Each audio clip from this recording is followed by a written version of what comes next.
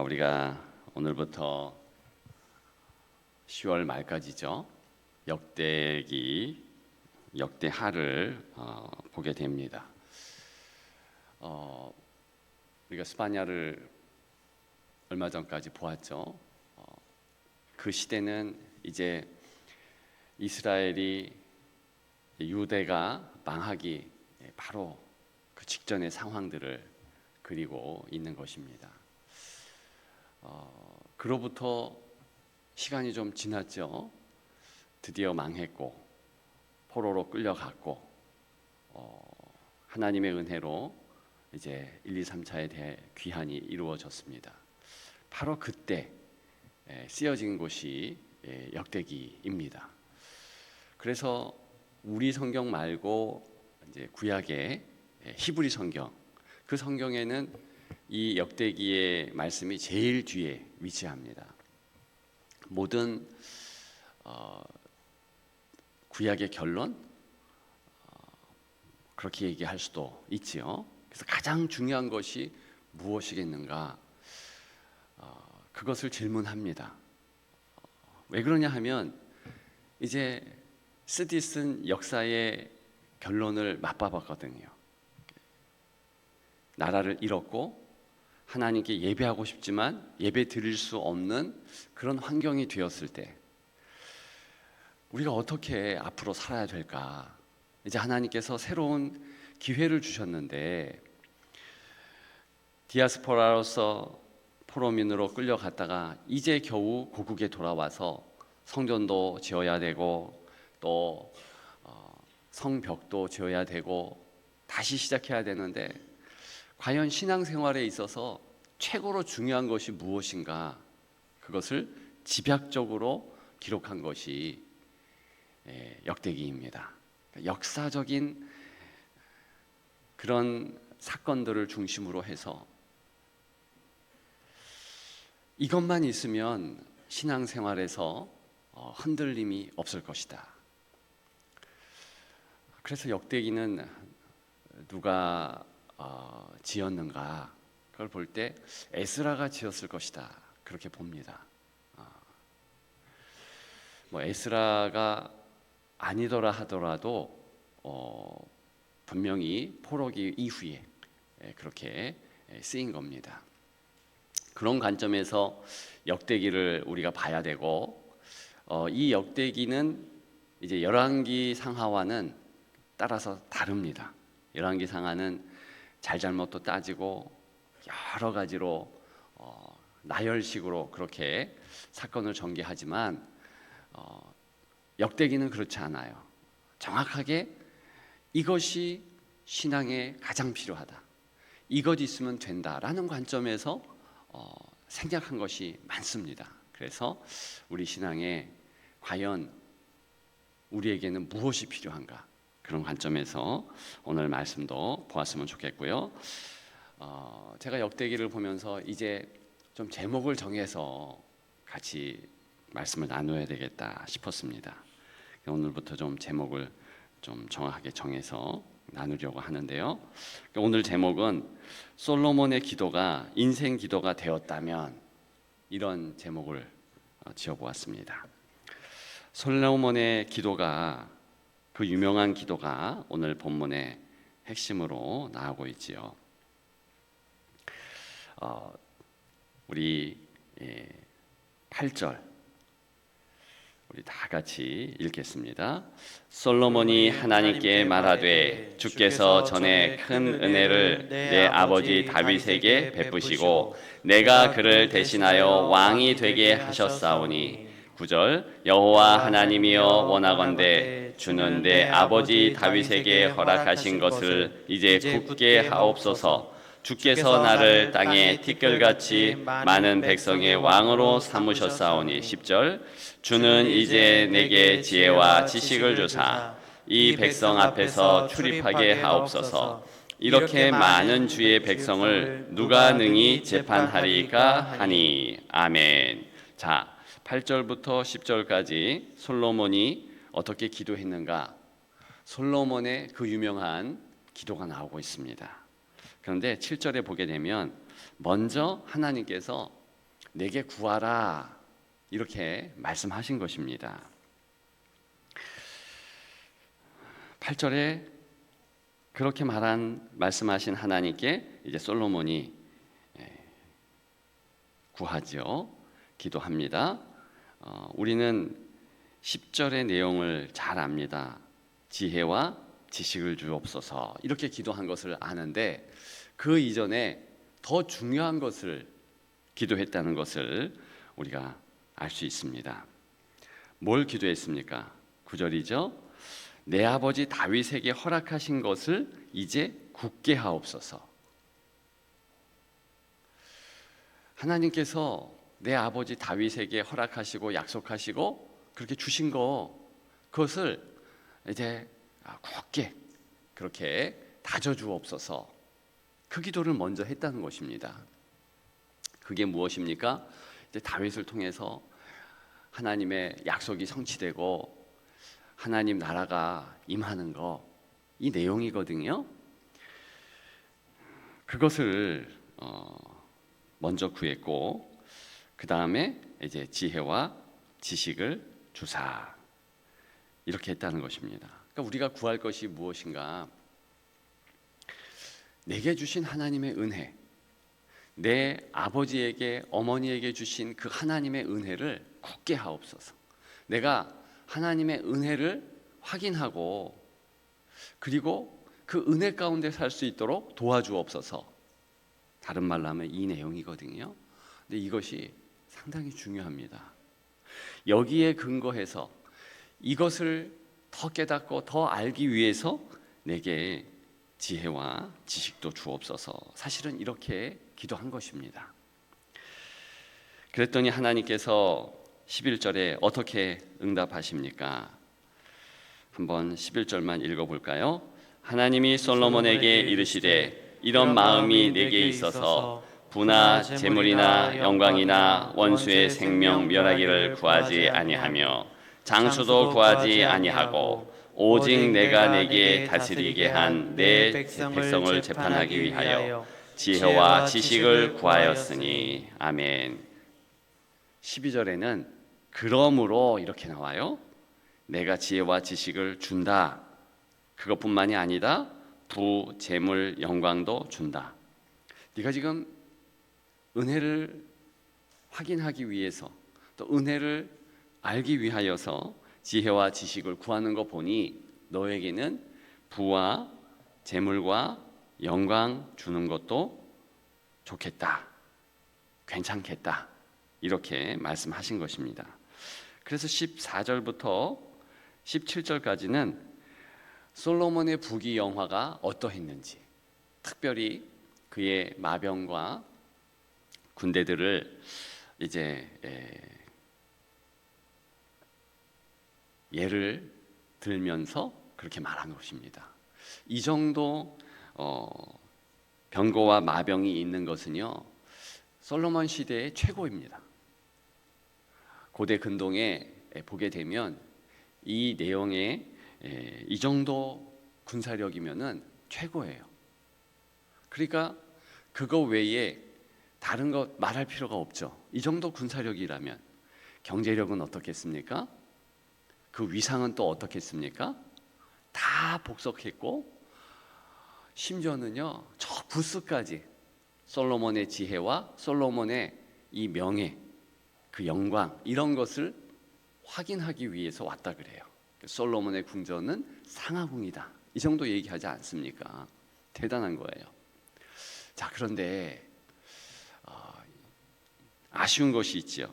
이렇게 기도했던 솔로몬이 나중에 어떻게 됩니까? 이제 부인을 1000명 두죠. 그리고 이제는 그 지혜와 지식에 하나님을 구하는 것이 아니라 이제 자기의 지혜와 지식에 올인하게 되고, 그러면서 그 아들 때에 완전히 망가지게 되는 거 아닙니까? 근데 솔로몬 시대에 솔로몬을 하나님께서 절단내지 않은 것은 다윗 때문에 그래요. 다윗을 보아서 솔로몬을 이제 그 당대에는 놔둔 겁니다. 그만큼 망가져요. 그래서 여로보암, 르호보암 분열 왕국이 되고 신하였던 여로보암이 어떻게 됩니까? 10개의 지파를 이제 복속시키고 이제 이스라엘, 남유다 솔로몬이 그렇게 구가했던 명예를 그 아들 때에서 딱 2지파만, 얼마나 초라합니까? 그렇게 된 것은 일면 솔로몬 탓이다. 이것이 이제 열왕기 상하의 결론부로 우리가 이야기할 수 있죠. 그렇다면 지금 역대기 저자가 이 부분을 이렇게 크게 북화시키고 이야기하는 것은 무엇입니까? 아쉬운 게 있는 거예요.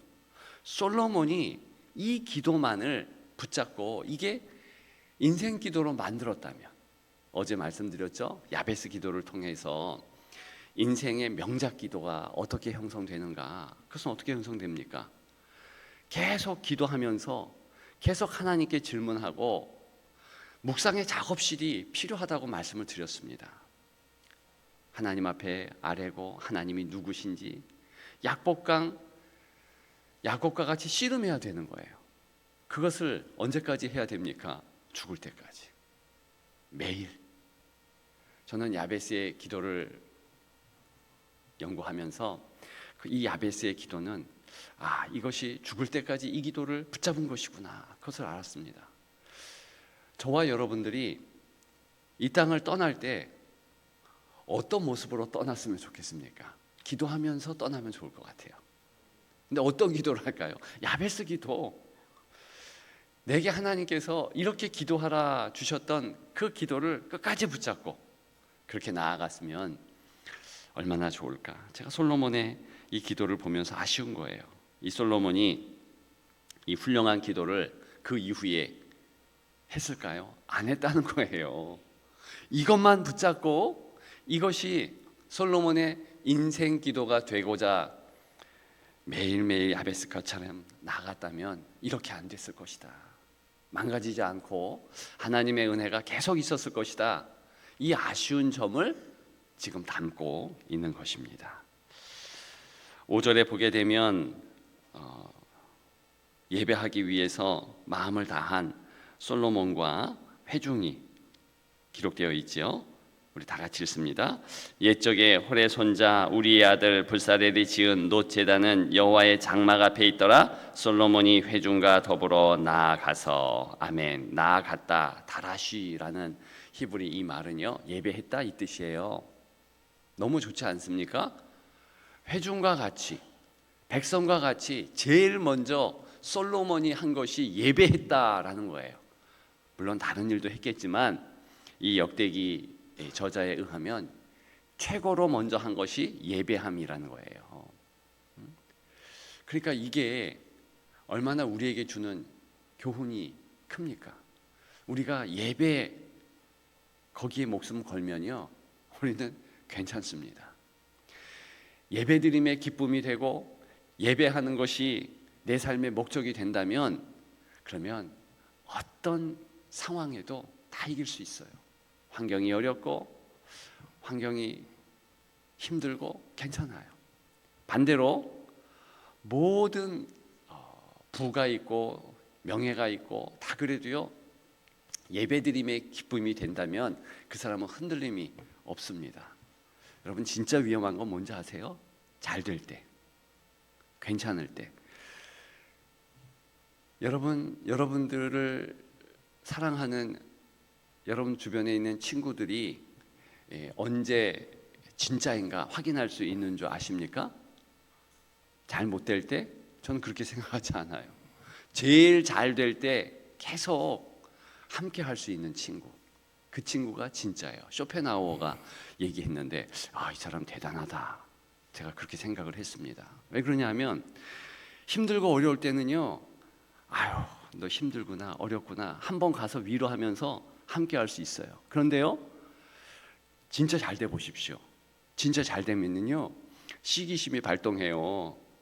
같이 있고 싶지 않아요. 왜? 비교되니까. 근데 근데 진짜 친구는요, 같이 가서 축하해주고 함께, 그거 상관없이 함께 해주면 그 사람 진짜 친구입니다. 자, 내가 하나님을 믿는데 진짜는 누구인가? 솔로몬 같이 하면 안 돼요. 교만해져서 내가 힘들 때, 어려울 때도 함께 하셨던 그 하나님, 지금 가장 귀하게 되는 그 모습도 하나님이 그렇게 하신 것이고 하나님이 허락하신 것이고, 그러면 똑같은 마음으로 주여 그러면서 나아가야 되는데, 여러분 솔로몬은요 대단한 게, 지금 어디에 이 제단으로 간 겁니까? 여기 지금 기브온 산당에 간 거예요. 13절에 나오잖아요. 멀어요. 아직은 성전이 안 만들어졌어요. 이후에 이 솔로몬이 성전 만들고 다 그렇게 한 다음에 자기 왕궁 바로 옆에 성전 만들잖아요. 만들면 뭐해요? 가지 않는데. 이런 모습으로 계속 끝까지 하나님 앞에 예배드리고 기도하고 하면 되잖아요. 근데 안 그래요. 왜 안 그런가? 이 5절에 더불어 나아가서 나라시, 이게요 1회 그럼 예배했다 끝. 어제 야베스는요 아래여 이르되, 그때 아래였다 카라라는 동사 자체가요 계속 아래인 거예요. 똑같이 예배하다는 뜻입니다. 근데 계속 예배했고, 여기는 그냥 한번 나아갔어요. 1,000번째 드렸어요. 1,000번째 원래 뜻은 한꺼번에 1,000마리 드렸다는 뜻이죠. 예, 한번 딱 드리고 반짝하고, 그 이후에는 그냥 회중이나 드려. 야, 너희들이나 예배 드려. 내가 예배당 만들었다. 너희가 가. 자기는 안 가. 이게 위험한 것입니다.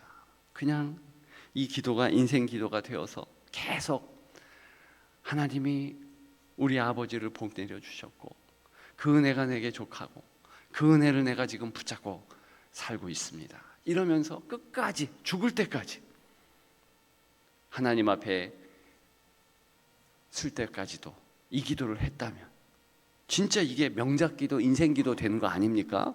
근데 그냥 스치듯이 이런 기도 했어. 끝. 안 되죠. 여러분, 여러분들의 기도를 다듬으십시오. 오늘 여러분들이 어떤 기도를 하는지 한번 살펴보시고, 기도를 좀 이렇게 좀 우리가 좀 다듬고 만들어 가십시다. 어떻게 기도해야 됩니까? 과거에 하나님이 내게 어떤 은혜를 주셨는가, 이거 붙잡아야 돼요. 지금 솔로몬도 그렇게 하고 있는 거예요. 그 다음에 이제는 내 지경을 넓혀주시고 근심과 걱정이 없이 하여 주옵소서. 오늘 우리가 찬양했듯이 그렇게 기도하지만, 근데 그것이 내 근심과 환난에서 멈추는 것이 아니라 남들의 근심까지도, 우리 공동체 근심까지도 지경을 넓혀 달라고 기도했으니까 그렇게 기도하면서 이렇게 계속 하나님 앞에 기도하고 하나님의 응답받고 또 기도하고 응답받고, 그러면서 이 기도가 성숙해지고 거룩해지고 아름다워지면 얼마나 좋을까. 우리 오늘 그렇게 기도하십시다. 예, 그런 여러분들이 더욱 되시기를 주님의 이름으로 축복합니다.